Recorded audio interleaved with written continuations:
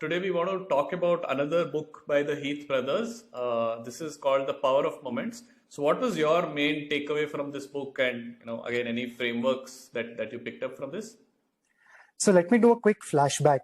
In our episode on thinking fast and slow, we spoke about one of the interesting insights that came through studies, which is, what do you remember about an experience once it is, you look back at it? And we said that there are two kinds of moments one remembers. One is something that happens towards the end, and also something that's a standout moment.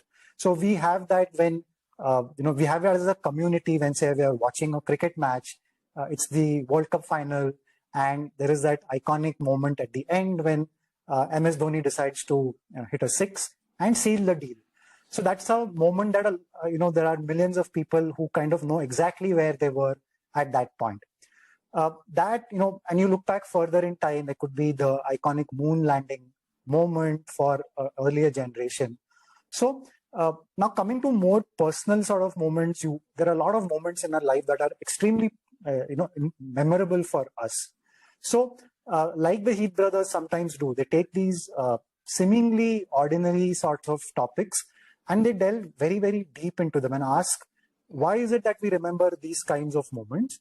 And as someone who wants to design an experience, you might want to ask, how can I create the chances of such a moment for my audience? So this book is all about these golden moments, right? They come sometimes unexpectedly. Sometimes they're all engineered to give us that high. And so there is a simple framework called EPIC. It stands for Elevation, Pride, Insight, and Connection. And these are things that seem to be common to all kinds of moments. Right. So it's about engineering these moments and not leaving it to chance. Yes, to the extent possible. So this is, you're playing with possibilities, but I'm sure there are some clever marketers, clever designers. I think you should put the people at Apple in that, right? So you're an Apple, fan. So tell me about that so-called moment of unwrapping, because I've heard a lot of people rave about it. So I want to know if it's true. Yeah, it is. It is for me. The whole packaging is so clean, looks so elegant, and when you take it out, it seems like there is a lot of thought has gone into it, and a lot of thought in making that experience great for me, right? So those things again, hugely memorable. My son loves unwrapping these Apple packages and wants to record all of these as well. So yeah, clearly the unwrapping of an Apple product seems to have been an engineered epic moment for the customers.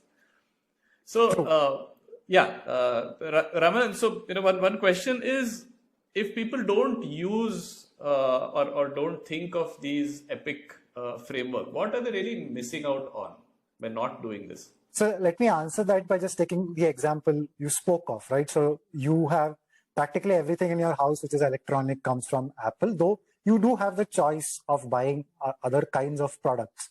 So when you open a more ordinary product, and ordinary in quotes, you don't seem to get that same high, and you're not looking forward to it. And hence, if you are the maker of that other product, which does not get the stepmotherly treatment from Harish and his household, that is what you're missing out on. You are not able to command that premium, whether it is in terms of your brand, in terms of more monetary aspects. It's just that you don't have that whole halo around it. But sometimes it happens by accident. That's the other thing, that you kind of provide a service or a product, and a lot of these products and services would like to have a moment of customer delight. No one says no to customer delight, but they find it really hard to kind of engineer that moment. So if it happens completely by accident, and it's fleeting, and you don't know what have made that happen, and so you can't increase the chances of that great experience repeating later. So for anyone who wants to leave that indelible mark, and increasingly in a world where everything is a commodity, everything is available on Amazon, how can you stand out? I think the challenge is that being that moment of signal in a sea of noise, if you want to solve that, I think a framework like this can come to your rescue. Right. And where have we used this framework, and in what context have we used it? Yeah, so I'll just quickly unravel what EPIC is before I answer that question. So EPIC stands for elevation, pride, insight, and connection. Elevation is something that is just above the ordinary. So you have a baseline and something goes up. It could also be in the other direction, but that's not what causes a positive moment. So we will ignore that. Then there is pride, which is anything to do with achievement, recognition, something that makes you feel great about having contributed to something, or being that star for that moment. Then there is insight, which is something revelatory, something like an epiphany or a transformation. If you compare insight to elevation and pride, those are probably more engineerable. Insight, I think, is very, very context dependent, very personal, personality dependent. And so for a teacher, they would love to have their students have a moment of insight every time they teach. But as every teacher probably knows, every student is different. And so that moment, when it comes, it is a light bulb sort of a moment. You see comic book light bulbs go off around you, but it's hard to engineer. And then there's connection, which is the social side of moment. So like I said about the moment of, you watching your favorite team lift that trophy, it is a moment that binds you to someone sitting far away, whom you've never heard of, but 20 years later, you could be discussing that moment with them. It's a moment of social community sort of pride. So now let's look at where we can use something like this. So again, I'll come back to our compounds as a starting point, which is, where we have a group of people who are in some cases starting this grueling journey of trying to change something about themselves, like picking a reading habit, for instance. And what happens is in the 6-month daily reading journey, where you're expected to read one article a day, is that when they start, they're all excited. They're in that honeymoon period, right? So you actually don't need to do too much in terms of creating that moment. They have a connection with the rest of the cohort and they're all ready to go. Then after a month or so, it's become part of their routine. And then it doesn't stand out in their daily routine unless the article is something that was very insightful, which for us is very hard to engineer. So what can we do to increase the chances? And we're not doing this because we want our audience to kind of completely be dazzled, bowled over every day. It's because, we want them to kind of have that same enthusiasm that they did on that day one. So there are these milestones, 50 days, 100 days of building a habit, 3 months, which naturally present themselves. And so what we've done is we've sometimes give gifts. We have a group donation, which, if everybody reads and meets a certain streak, then we unlock a charity donation. And the key thing here is that they were not expecting it. They did not know this. And people who are watching us and going to join our daily reader, we will erase this from your memory.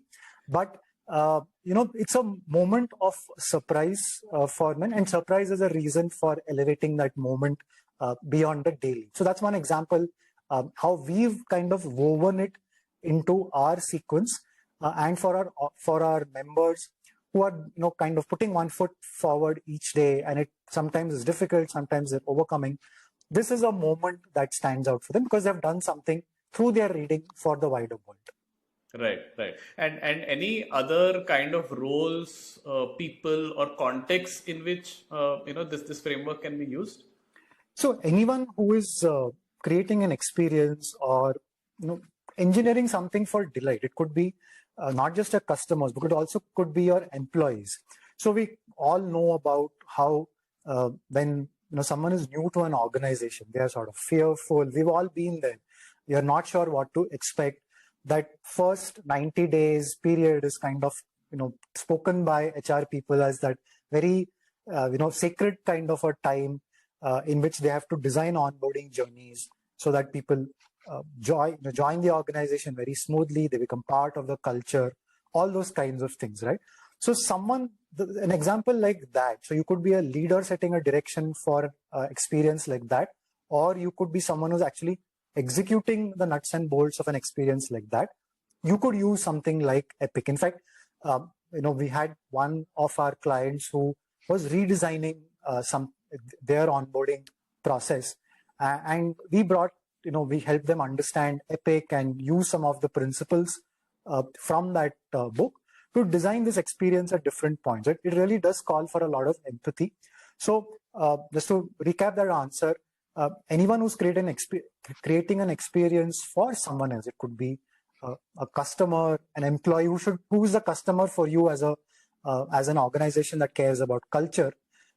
It could also be you're a non-profit and you're trying to create this. You're trying to get people who have volunteered or people who have donated to your cause. It could be any set of people that you want them to think of this just like an Apple fan thinks about Apple. Right. Let's hope this episode helps some of our listeners stumble upon an insight, and thus they remember this episode, and this becomes an epic moment in their lives.